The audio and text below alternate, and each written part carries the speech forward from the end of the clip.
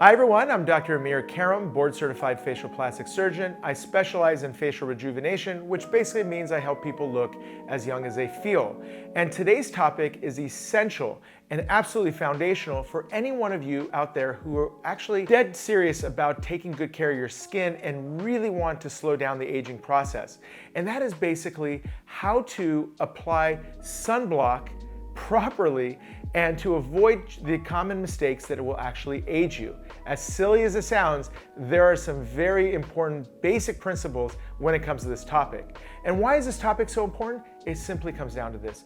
Sun exposure accelerates skin aging changes and actually is responsible for anywhere between 50 to 70% of the changes that we see in the skin. And what are those changes? Basically, dryness, fine lines and wrinkles, thinning, pigmentation, pores, all of these things that basically are what aging skin is, have a footprint in the changes that occur as a result of excess sun exposure. So let's break it down one by one. So number one is, what type of sunscreen are you using? Many people think that just looking at the sun protection factor, or SPF, is all that you need to do. Now, here's the reality. You certainly need an SPF, typically in the 30 plus range.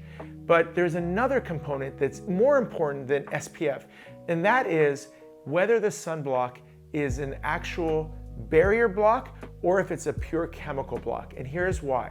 Because there's two types of UV radiation. There's UVA and UVB. UVB is what causes sunburns, skin cancers, and things like that. UVA is what's responsible for skin aging. So think UVA equals aging. Now, those changes are typically not directly prevented or blocked with a chemical or SPF type of a sunblock. So that's where the mineral-based broad spectrum sunblock category, things like zinc and titanium oxide, in percentages anywhere in the 6, 7, 8, and 9% and above, are essential for blocking both UVA and UVB. So keep that in mind next time you're out there looking for sunblock. It's getting, that time of the year where you need to have these components in your sunblock in order to get the full protection from the sun. Number two, many people don't think about using sunblock when they are indoors. Now think about this for a second. If you work near a window and you're getting exposure through that window, you might as well be outside. UVA and UVB light do not get filtered through window. So as a result, if you're indoors and you're near windows, you're basically getting a full dose of sun. So in those situations, I highly recommend you use sunblocks indoor as well as outdoor. And the best practice, quite honestly, is you wake up in the morning, you wash your face, you put on your skincare routine, something like the trifecta, for example, and finally, before you leave the house, you put on your sunblock. Because driving to work, if you've got a long commute, working near windows, going in and out, you're getting exposure to sunlight, and as a result, you are experiencing the changes that are going to affect skin aging. Number three, reapply. Most people don't realize that 3 to 4 hours is the most you get out of a application of a sunblock. So you get into the habit of doing it in the morning, another time 3 or 4 hours later, and then usually by the time you get home, you're in good shape. But if you're gonna spend a lot of time outdoors, you're at the beach, you're at the lake, you're skiing, etc., you need to make sure that you're reapplying a little bit more frequently, especially if you're gonna spend the entire day outdoors. Reapplying every 3 or 4 hours is extremely important, because after that 3 or 4 hours is over, you're fully unprotected by the sun. You might as well have not had it on. Number four, don't rely on makeup that has SPF in it, because here's the reality.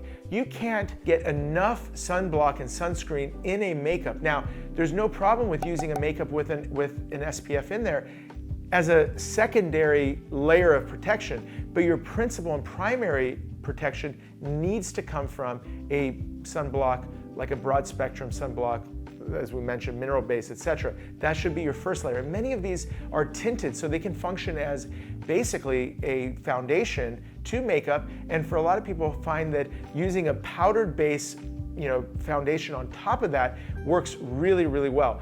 Doesn't work so well if you try to use a liquid foundation on top of a sunscreen, because you're gonna end up having kind of a weird look to the skin. So consider that a tip, that you can use a powder-based foundation on top of a sunscreen. Number 5, it's the quantity. How much are you putting on? So many times I see people just put on a little bit of sunscreen, rub it in and smear it all over, and basically you're getting a very thin layer, probably missing some areas.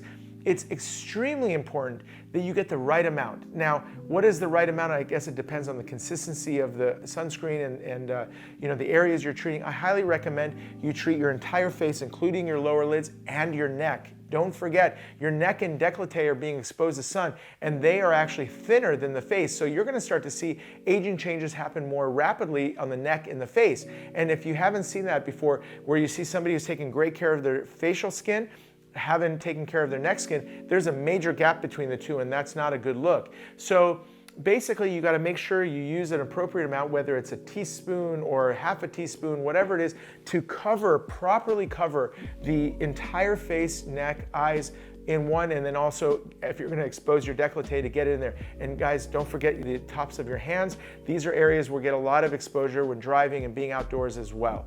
So those are the major things that you could be doing wrong that you should be doing right if you're serious about taking good care of your skin. Sunblocks is an incredibly important step in all skincare routines.